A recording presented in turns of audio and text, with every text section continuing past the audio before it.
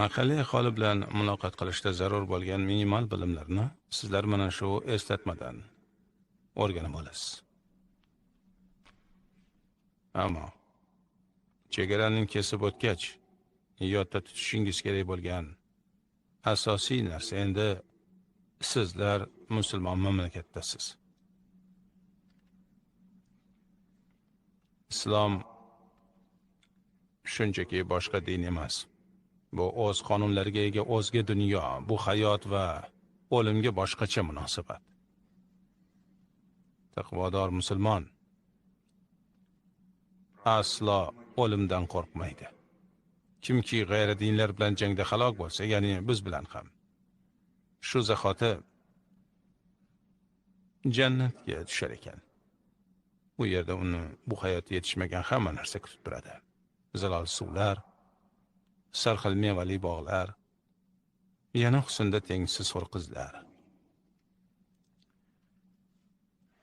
Islomda ayollarga bo'lgan munosabat alohida e'tiborga molik. Musulmonlar uchun oila muqaddas dargoh, haram. Ruslar buni garem deyishadi. Bu so'zning ikkinchi ma'nosi esa mumkin emas, taqiqlangan degani. Shunga ko'ra musulmon ayollarga qarash harom. Jumladan boshqa har qanday munosabatlar ham harom. Musulmonlarga sizlarning hammangiz juda o'rganib qolgan uyatsiz ishoralarni ko'rsatish harom. Buning uchun hatto oddiy aholidan ham o'q yeyishingiz mumkin. Boshqa tomondan, musulmon hech qachon o'z uyini qonga bulg'amaydi. Qishloqda bo'lgan vaqtingizdan boshlab siz mehmonsiz. Hatto kofir bo'lsa ham mehmonni o'ldirish harom. Shuning uchun yodda tuting. Qishloqda bo'lgan paytingizda hayotingiz xavf ostida emas.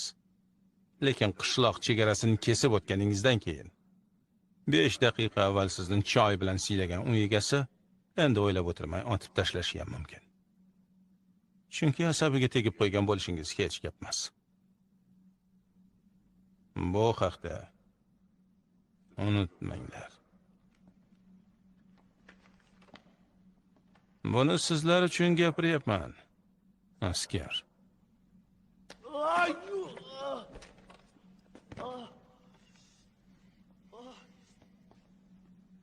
Demak,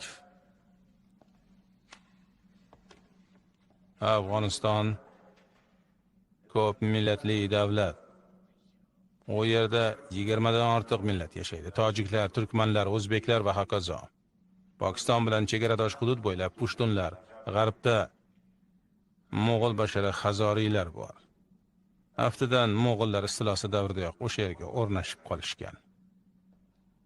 Aslini olganda turkiy tillarda Hazar so'zi ming degan ma'noni anglatadi. Senga qiziq emas shekilli, askar?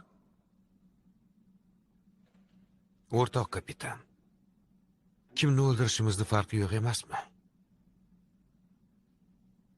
Butun tarix davomida hech kim va hech qachon Afg'onistonni ishg'ol eta olmagan. Hech kim va hech qachon.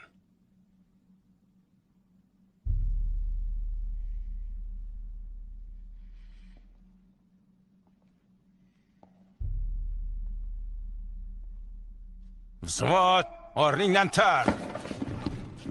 Biz Afg'onistonda nima qilyapmiz?